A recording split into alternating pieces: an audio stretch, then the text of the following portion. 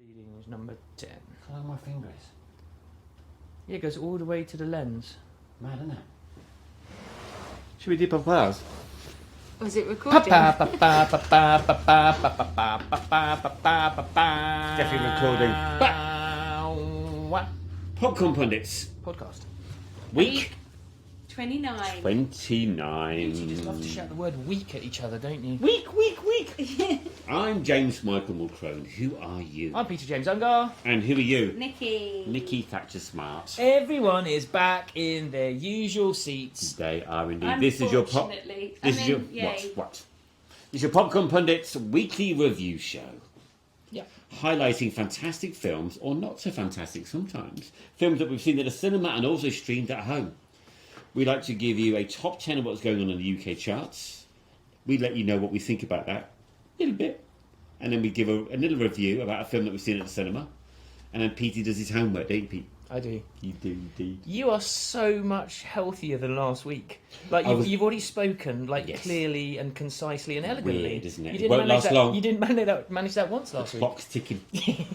I'm going to peak about 2 minutes in, and that's it. And for any of you who are listening on Spotify or Apple Podcasts, James was poking the camera lens with his finger at the beginning. Yes. And Warming it up. And last week we were sat in different seats because James hadn't seen any films, so he was basically relegated to the back row. That's right. I was in a naughty step, wasn't Not me? relegated. Excuse me? Not relegated. He was promoted to producer. Just you wait till we Temporarily. relegate you. Wowzers. There we go. Okay, so the top 10 this week, Yes, indeed. as of the 13th of May 2024.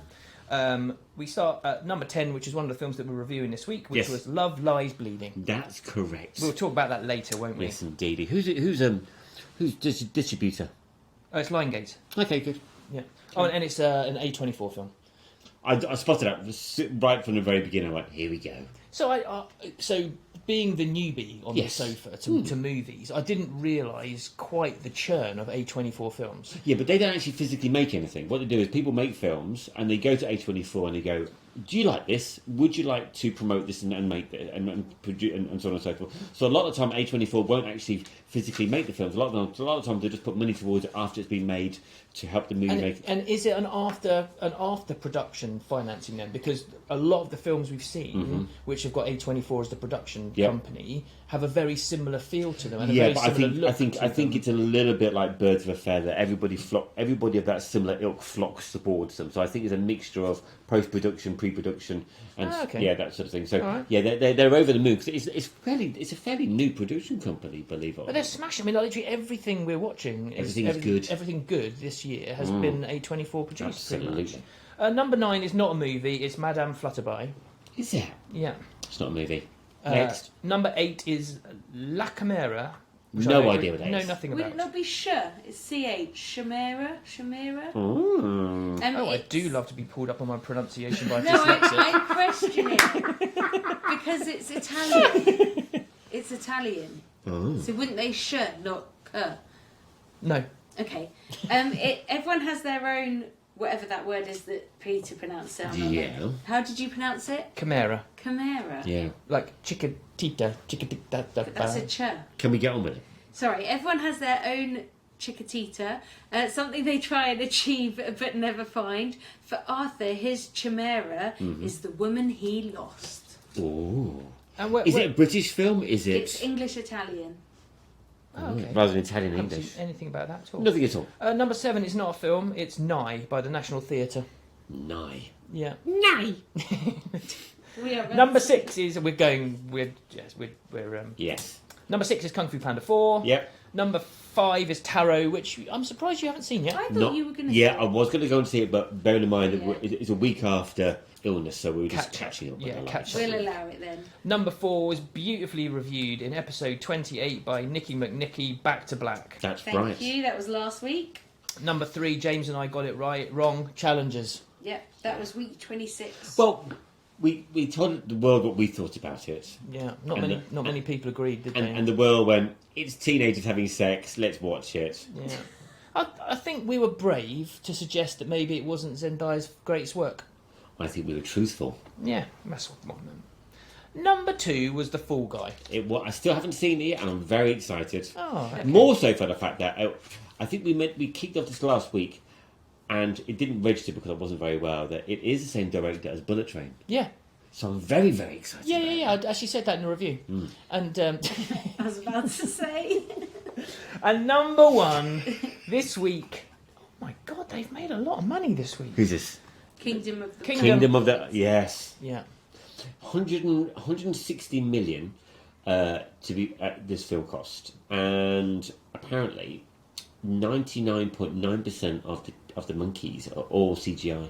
Yeah, the cast list is minute. Yeah, there's like The three people. The CGI production crew list is absolutely vast. Yeah. It goes on for ages and ages and ages. So number 1 this week is Kingdom of the Planet of the Apes. That's right.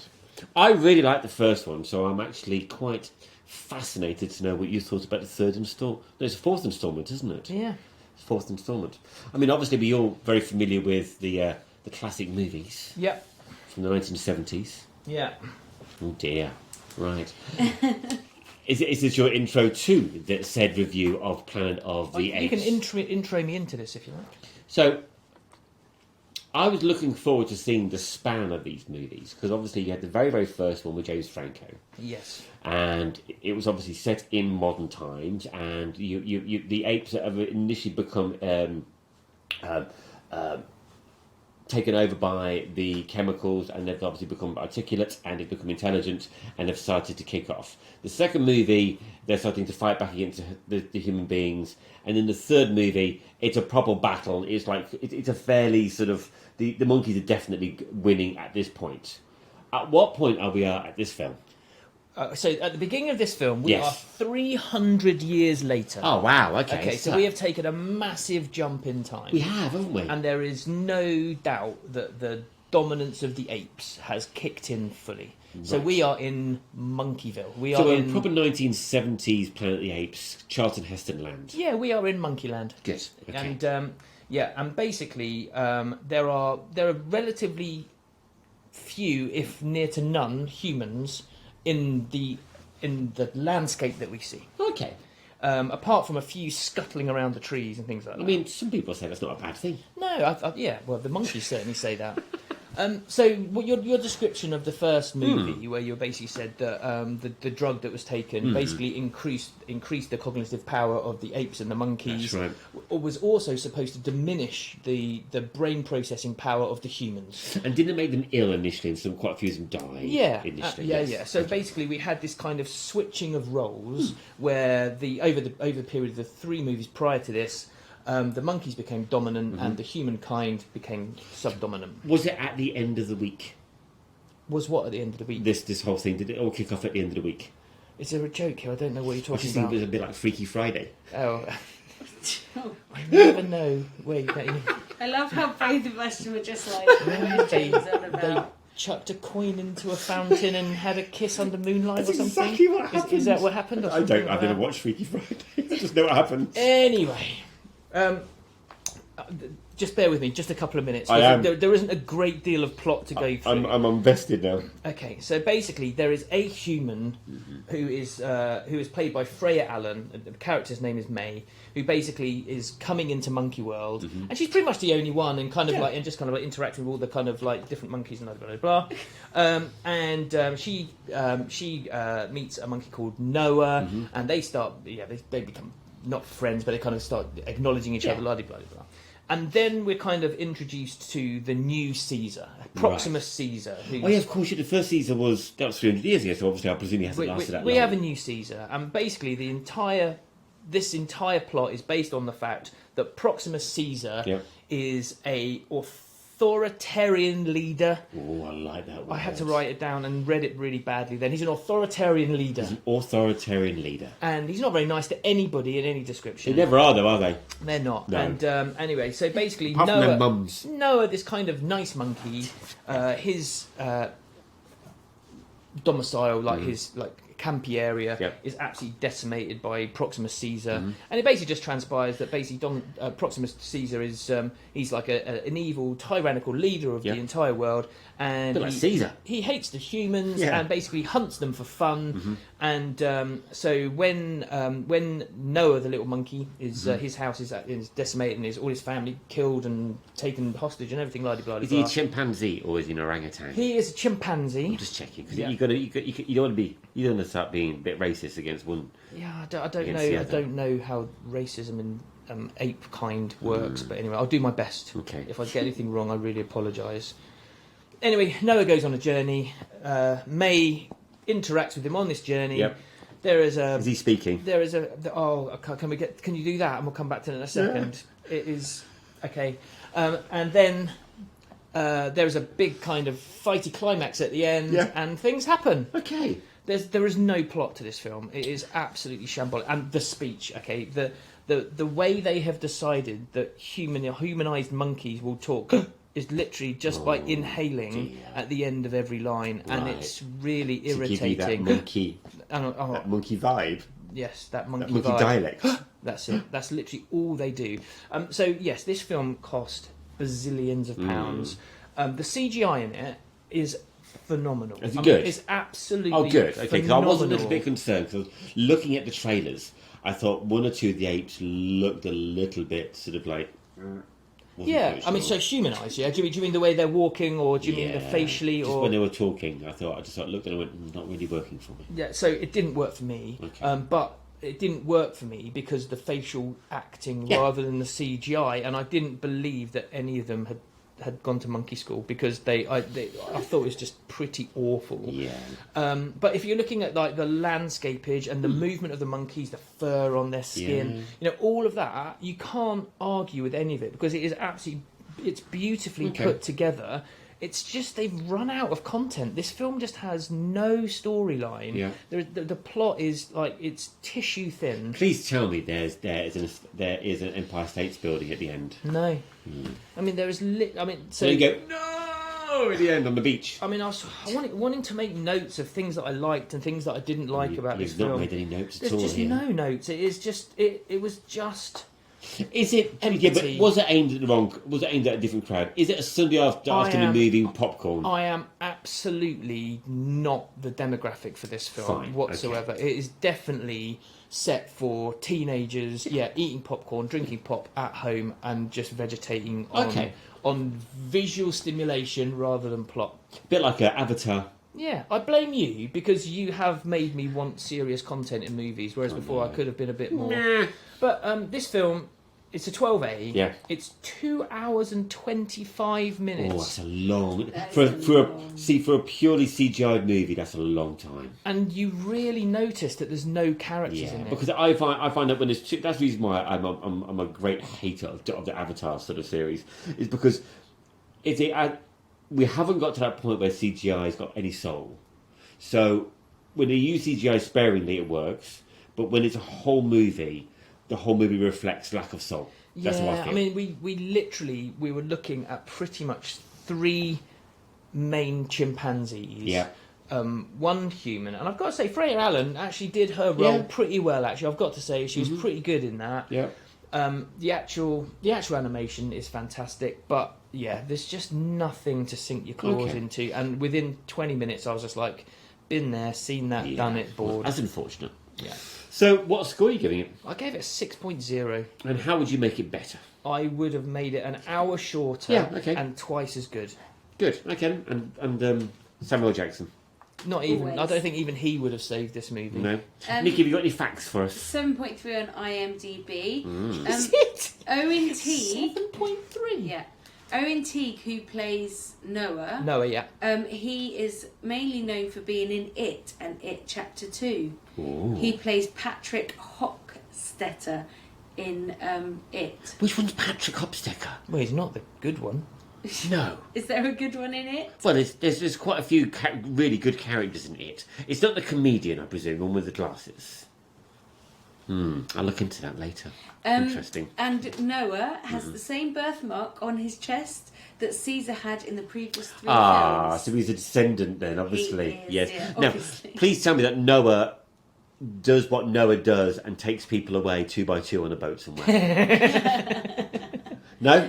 There's no need to The ask symbol about on the it. necklace that Raka has Yep. is a window design from Caesar's bedroom in Rise of the Planet of the Apes, which is the 2011 film. Oh, there are some Lots of little Easter eggs in it. I lots of like little it. nods. Lots of nods. No Empire State Building, no. No, unfortunately not. They No. decided to take that out at the last. Yeah.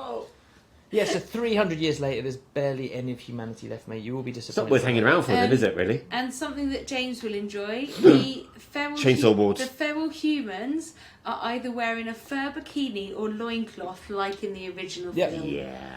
I was going to ask, is it like proper, like, post-apocalyptic? You know, it's sort of, yeah. I can imagine. And this is the first cliche. film in the Planet of the Apes film series that's been distributed by Walt Disney Studios Motion Pictures. See, once Walt Disney gets a mucky little hands on it, It's the end of it. well, it can't. I mean, look, poor things. Yeah.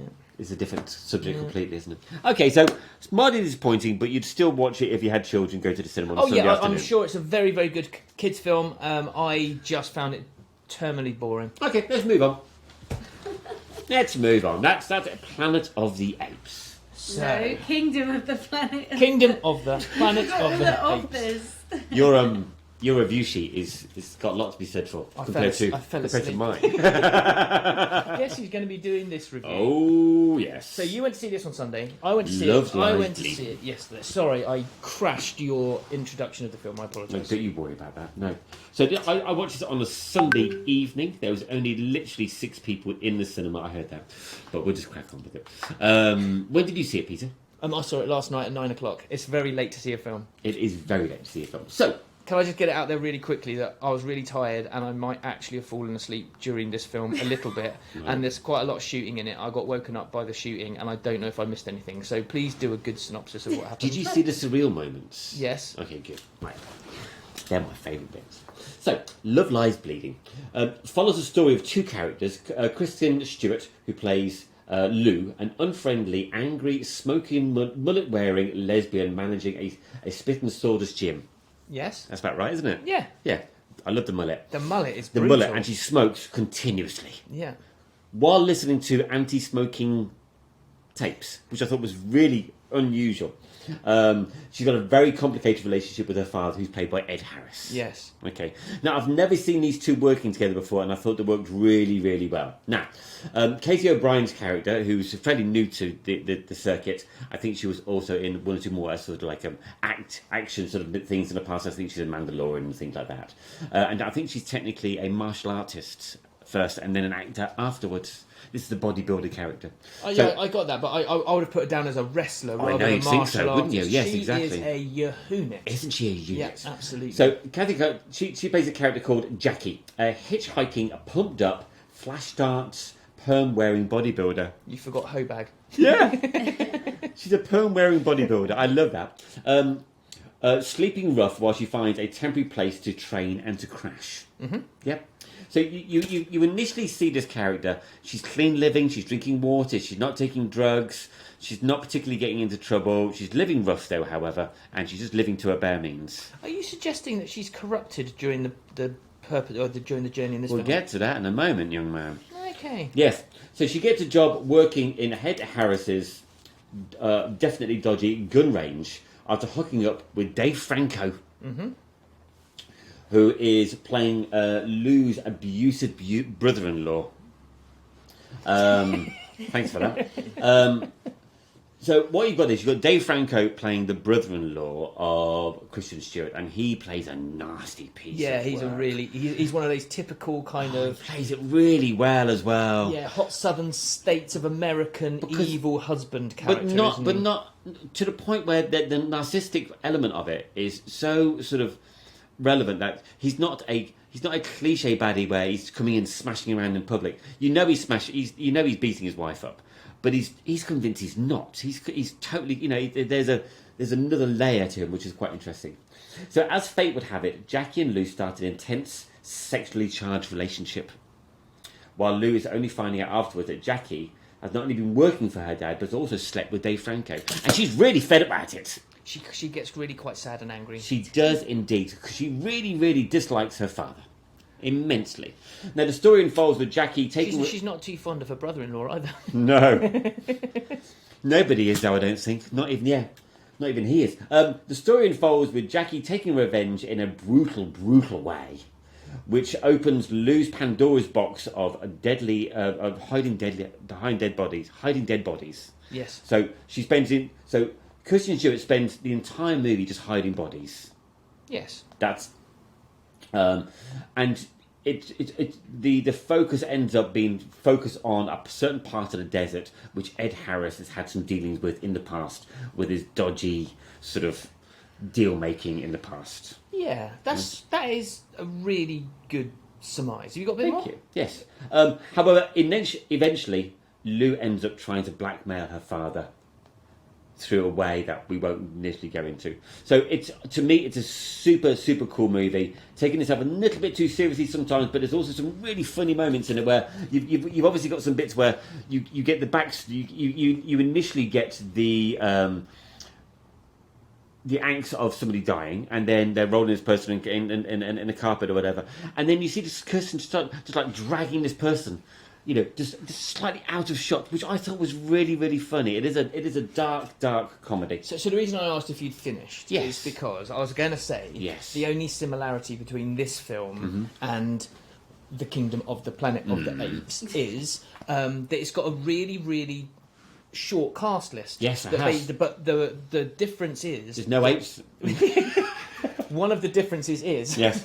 that the plot develops between these very few characters in a very, very dynamic and very, very intense way. Massively. The sexuality between Lou and Jackie. Yes, I haven't mentioned that, but yeah, you're right. There's a lot going on. I wasn't going to mention any of the physical kind of interactions, but Kristen Stewart has, in her acting, has an ability to make you believe that she is absolutely in love or lust with the person that she's 100%. making out with. Because I mean, her physical contact and her appearance while she's making out with people 100%. is absolutely it makes very believable. Very, very believable. Yep. Fair. Less so with Jackie, the other actor, because obviously a lack of experience, but also I think her character had to come across like that because she was new to lesbian experience as well. So I think that added to that whole experience of watching those two.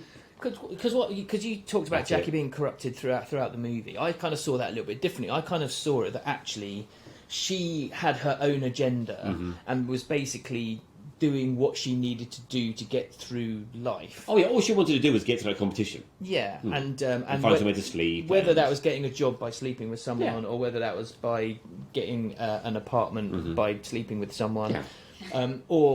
But basically even through the film when things start getting a bit darker and a bit more, also her actions are exacerbated by her taking of steroids, and that definitely changes her personality somewhat. Yeah, And it does have a couple of James moments, doesn't it? it does. I mean, there are That's the real. flashbacks of men in this movie. There is. That's the scene on the. There's a beautiful scene where she's going through the bodybuilding competition, and you're right. This men moment scene just comes out, and you think to yourself, "Oh, I wasn't expecting." But to me, it really is a very clever way of articulating how they are feeling in both cases, and I thought that worked really, really well. I thought the interaction worked really well as well, and I thought that initially this film was a little bit of a roller coaster for me because I was a little bit concerned it was going to take itself far, far too seriously. Then I was pleasantly surprised by how really funny it was, and then I was overjoyed with the surreal moments. That doesn't take away the fact that there was moments where you think to yourself, you've got to hold your breath before you start watching this movie. It's not, you don't just flick this movie on. You have to invest yourself into watching it. Again, been trailed for months, and I was actually quite excited about going to see this. Yeah. I kind of, because I didn't have a clue what direction it was Yeah. going to take, and it was either going to be a roller coaster epic, Yeah. or it was going to be a bit car crash, Yeah. wasn't it? I really enjoyed it. I love the I'll put it down as mean, moody, sexy violence is very cool, Yeah, but not cliche. It wasn't cool enough to the point where it's not Brad Pitt cool. it's not. It's got it's really cool elements then. of Baby Driver Definitely. and Drive to it, but I don't think it quite hit the quality of that. I thought that was... No, you see, I think Baby Drive and Drive are slightly more commercial in that respect. So you have those cliche moments, whereas this almost discarded those cliche moments to one side and went, "Sod it, we'll just do a giant bodybuilder somewhere." And her development as physically every time she became enraged in a very sort of 1970s Hulk sort of fashion. Yeah, it was. Yeah, it was and like the crunching of the bones and the muscles developing, and very similar to those very small moments out of the film Glass. Yeah. Where the character James Frank really changes physically without changing physically. Very, very clever. I love the tagline in it. Revenge gets ripped. Yes. It sums it up. That is about spot it on. Sums it up. I've given it a 7.2 out of 10. Did you? Not a lot, because I'd like to watch it again. I'd like to see it again too, basically just to see if I did miss anything when I fell You asleep. definitely missed some bits. I don't think I missed a lot. I put it down as a 6.5 because for me the whole thing was a little bit more car crash than I was expecting it to be. Okay. I thought with Kristen Stewart on it, I thought I was it the was a little bit more polished. I was concerned I wasn't going to like it, and I was pleasantly surprised that I liked it. Awesome. Yeah. Good. Perfect. That makes it 6.85. Okay, and what did IMDb give it? 6.8. No. Yeah. Freaky. Have you got any facts for us, Nicky McNicky? I do.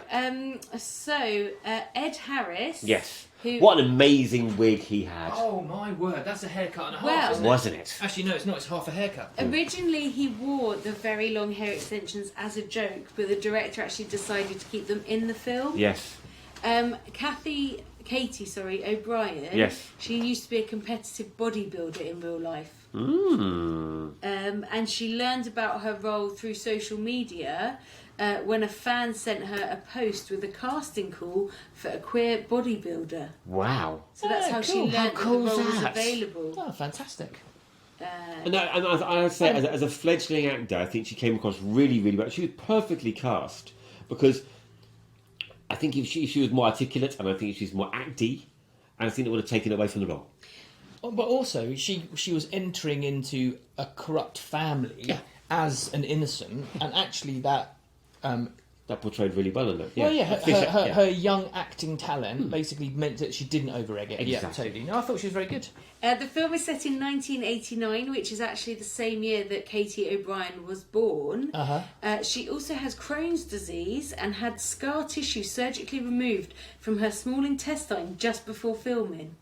Oh, So she was still you wouldn't have recovering. noticed. You'd not have She was noticed. still recovering. What did you And- think of the soundtrack? Oh, sorry, Nicky. Oh, sorry. One last thing. The cassette that was being played that you mentioned is called "Stop Smoking Coach: Alan Carr's Easy Way." Yeah. But It was it's very Alan, clever. Allen, Yes. not Alan Carr as in TV presenter. To get to your question, I thought the music had a lovely alternative 1980s independent movie vibe to it, but also really cool as well. Because it wasn't your kind of classic go-to 1980s Not at all. soundtrack, was it? No. It was... Were any of those tracks originally 1980s? We'll have to find out a little bit more Because about it that. was the soundtrack is edgy and gritty, but in the style of, if Yeah. that's what it kind of felt And like to me. It felt like it'd all been scribed together, and it didn't choose her tracks, but it felt like it could have all been a mix between Lou Reed and Grace Jones. Yeah. You know what I mean? In that sort of Yeah. dark, gritty, filthy nightclub sort of cool soundtrack. Gritty is a wonderful description. Isn't it just? Very much. Nightclub. So there you have it. That is your review for Love Lies Bleeding. If you want a movie that's going to stretch your boundaries slightly, if you want a movie that is going to give you something to talk about afterwards, and if you like a good dark thriller that has got some nice surprises, I definitely recommend it. Yeah, it's a 1 hour 44 minutes long as well, so Exactly. you were literally bish bash It's bosh. another piece of art. Yeah. That's what I liked about it. It's another piece of art. You can't get any more opposites to Planet the Apes to Love Lies Bleeding. 100%. There you go. I think we've done our job as popcorn pundits. Good. Peter McPete, what homework did I give you? So this week you sent me a piece of homework called The Green Knight. And why did I do that for? I presume you gave it to me because we were on a Monkey Man tip. We were. And we were... Basically, this has got Dev Patel in it. It has. So The Green Knight was released in 2021, which isn't very long ago. Not long. And What really annoys me is I talk to people about it and they have no idea what I'm talking about. Did it? It was out on general release, was it? It was in the cinema and everything. And you saw it at the cinema? Yes. How many times did you see this film? Once at the cinema, I've seen it twice at home. So Yeah, I far. was going to say, because this is a classic James will watch this more than once film.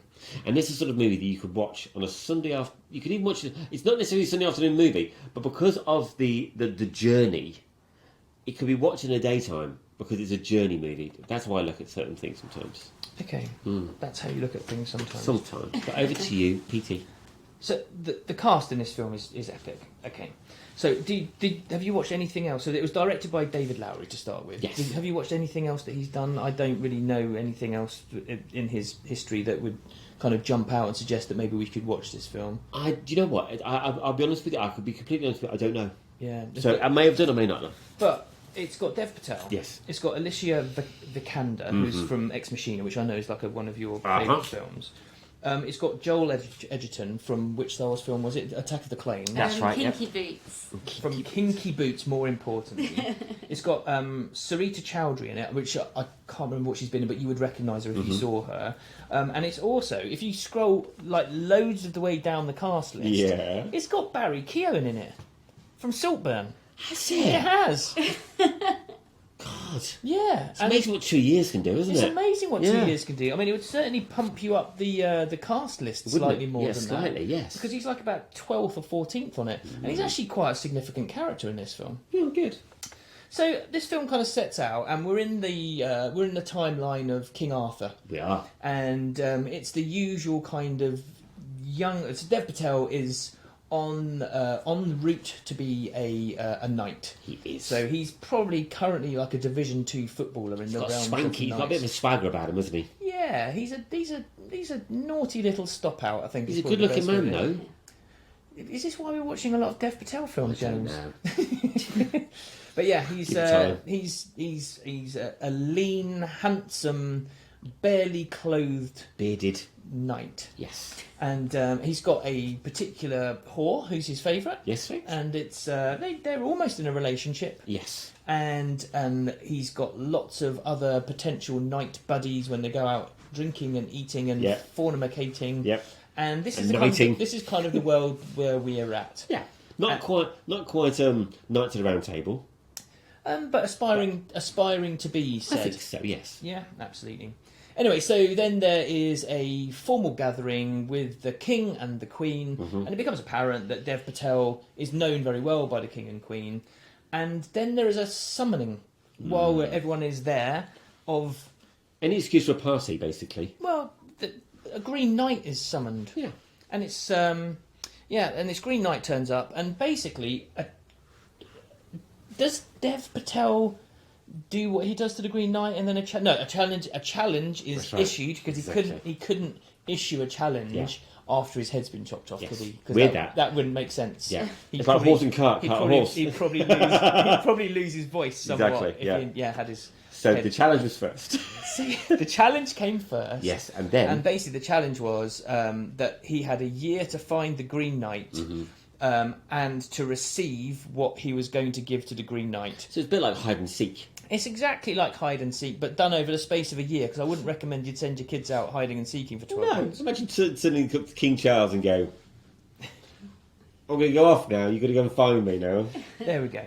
Anyway, so Dev Patel chops off the Green Knight's head, the Green Knight collects his head and disappears. He does. And then Dev Patel basically prepares himself for a years-long adventure.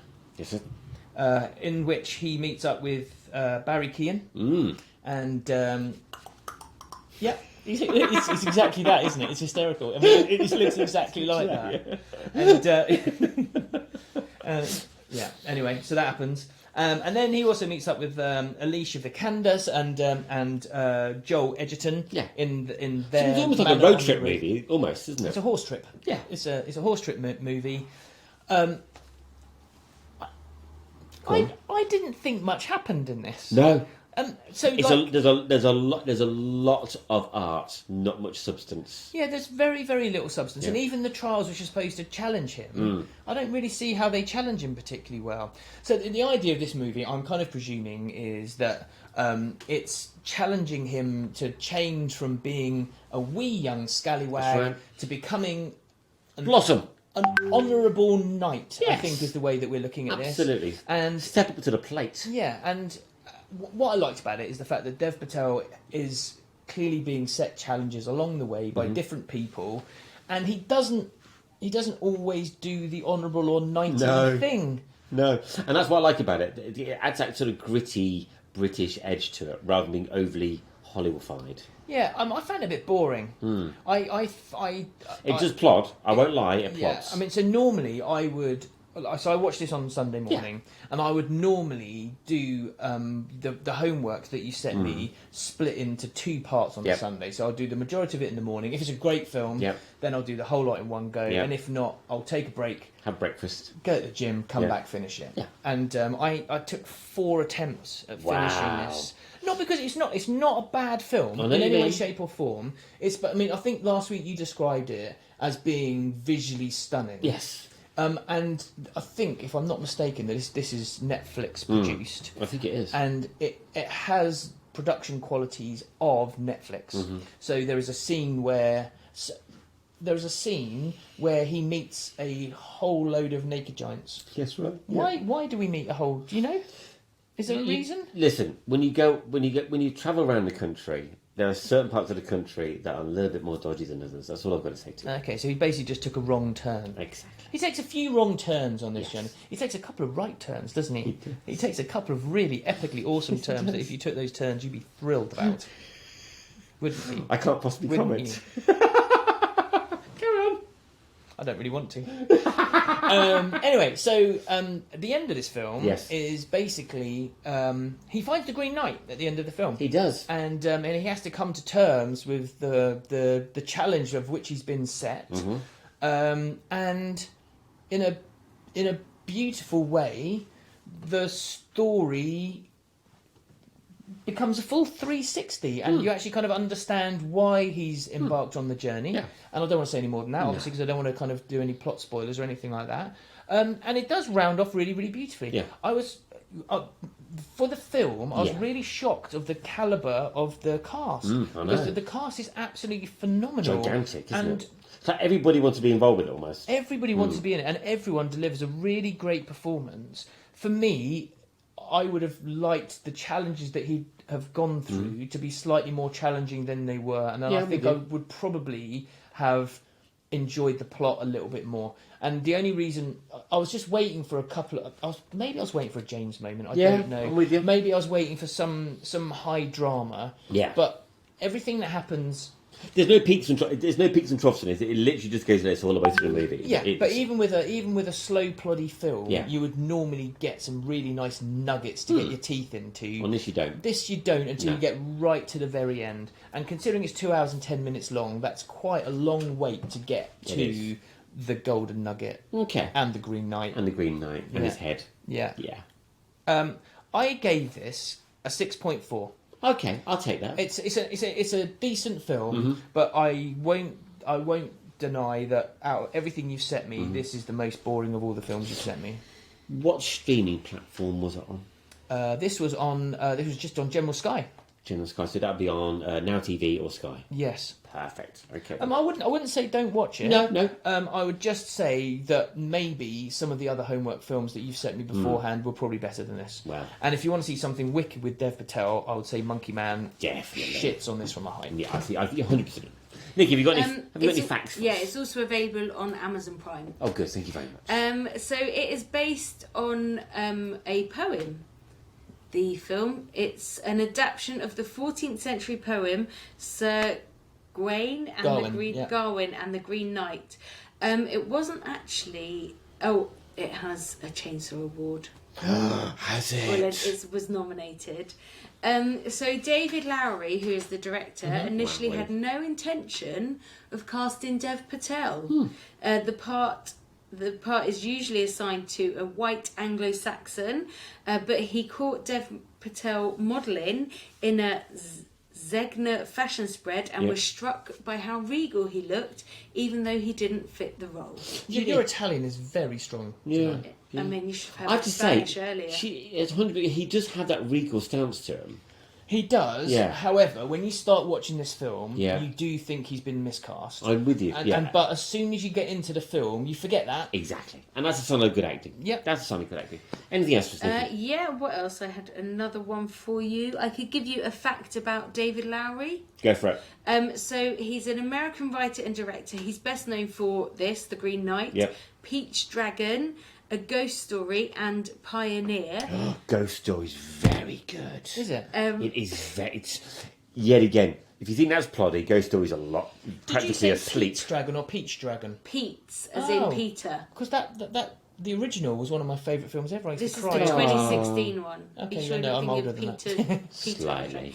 He's been making movies since he was 7 years old, but his first work is widely seen was a short film, which is A Catalogue of Anticipations, which is a 2008 film, and which led to his first feature film, which is Saint Nick in 2009. Oh. And the voice of the opening narration is actually the voices directed by him and his wife, but mixed together. Fascinating. Oh, there we go. Thank you very much. And what age rating is it? Oh, it's a 15. It's a 15 and it's 6.6 on IMDb. Oh, is it? Mm-hmm. Oh, okay, So you weren't a fine. million miles No, away. not a Weren't million miles away. I was a little bit meaner than IMDb. And it's had 22 wins and 121 nominations. Would you like to know your next homework, Petey? No, not really. Yes, please. I'm keeping you on your toes this week. Okay, Yes. I'm taking you in a completely different direction than I've been for a long, long time. It's a ballet movie, isn't it? It's not a ballet movie. Is it a football one? It's not a football Oh, movie. let it down. It is streamable on Netflix. Mm-hmm. I went to see it at the cinema with my wife, and we giggled all the way through the movie. Excellent. It gives you any indication what sort of movie it is. It's starring one of the main actors from Ricky Gervais's television series Derek, and also his latest one as well. The One Life. It was not One Life, is it? It's the what's the one he plays a journalist? I can't remember. Anyway, Afterlife. Thank you very much. That's okay, I knew Yes. it would come to me eventually. So the film is a British film. It follows the story of a very lonely man. Is this the guy in Afterlife that tells the jokes? Is it him? Yes. Oh, God, brilliant. Yes. It's called Brian and Charles. Okay. Okay. Beautiful British movie. It's low key. It feels like a BBC stroke Channel 4 sort of movie. I think it possibly has been produced by Channel 4. And Mad as Birds? It completely mad as birds. Beautiful to watch. Very, very funny.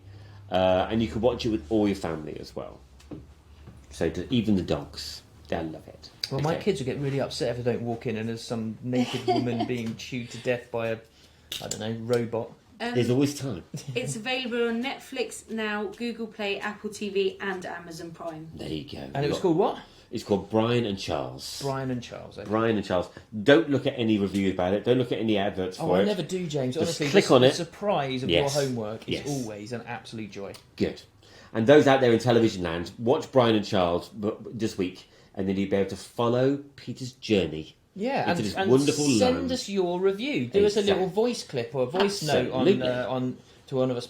Or personally. scribe something on YouTube or on Instagram. Instagram Or DM. send us a DM me. video, because we can add it onto the Send us a YouTube video. That'll be fabulous. Oh, you wanted to say us something about something that happened this week, didn't you? Well, I wanted to give you boys some news because we have had about 500 downloads so far. So I wondered if you wanted to say anything to the listeners. It's over 500 downloads. It's gone over, yeah. we got a congratulations for it. I want to say a huge thank you. Our Massive. Our listenership is definitely increasing Absolutely. at quite a nice pace now, and Massive.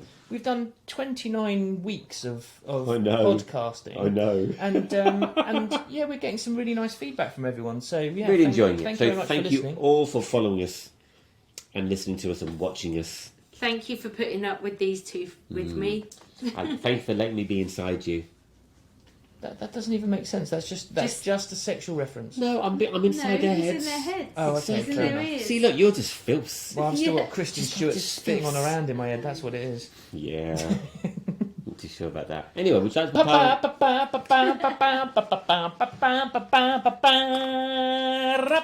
Popcorn Pundits. Podcast. Week 29. Week 29. The way you turn and look at me. I left the air conditioning unit on again. You did. And you and